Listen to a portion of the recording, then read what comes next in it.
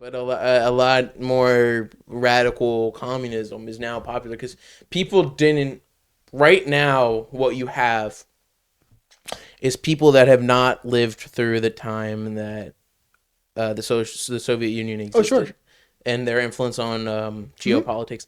So we don't have a frame of reference anymore for the damage that communism has brought to the This country. is a great point. And also, we have also seen the negative impacts of foreign policy on certain socialist and communist countries through proxies, and that is just not a good look. My thing is, if we're gonna be militant against communism, let's only do that domestically. But if it's another country, I don't care. Your country will go to hell. It'll burn and you'll figure out how terrible it is to live under that ideology.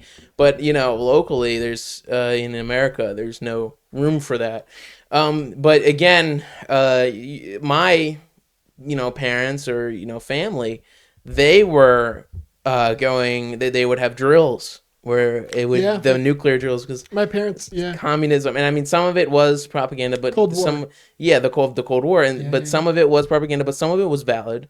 Like obviously they were a terrible tyrannical regime, but our generation has no frame of reference. No, this is a great point for that. I think this is a great example of the fact that history is cyclical and it repeats, and it never repeats, but it rhymes, so to speak, is a saying. But it's true because what you see from the boomers is that they came after the Second World War. And so they never really saw war like that before. And so if you don't, I think that the greatest radicalizer is experience. And if you don't see something that you really don't it doesn't really imprint in your brain. Like for me, I was born after 9/11. And so I'll never understand. I tell my parents all the time. Too, yeah. I say I'll never truly understand the weight of 9/11 like my parents do.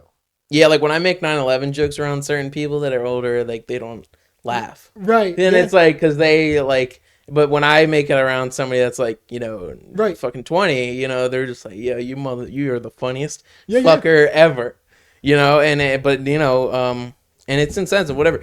But you're right there because people thought that the world was under attack. People were putting saran wrap on their windows or something in case nuclear war was about to happen. People legitimately did not know what the fuck was happening, and then eventually they just thought all brown people were bad because of an attack, right. Which we're not getting into who actually did it.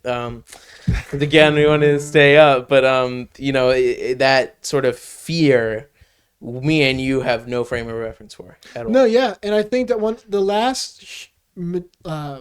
the last major, even bigger than 9/11, I think that really happened to change politics forever for that generation was the end of the Cold War.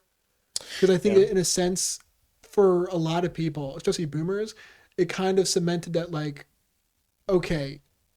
communism and evil has been defeated, liberalism has won, and now it's only a matter of time until everyone just adopts it and just accepts that we're right. Yeah. And so they just gave up a little bit in a sense. And the real battle is just beginning. And they went on cruise control for the rest of history, and they stopped trying to make things better for the next group, and they just history's over. It's done. Our job's completed, and there's nothing else to do. Yeah, in the 90s, we had the best time for America, probably for art and culture. Mm-hmm. And was the economy good in the 90s? What do you think? I don't know.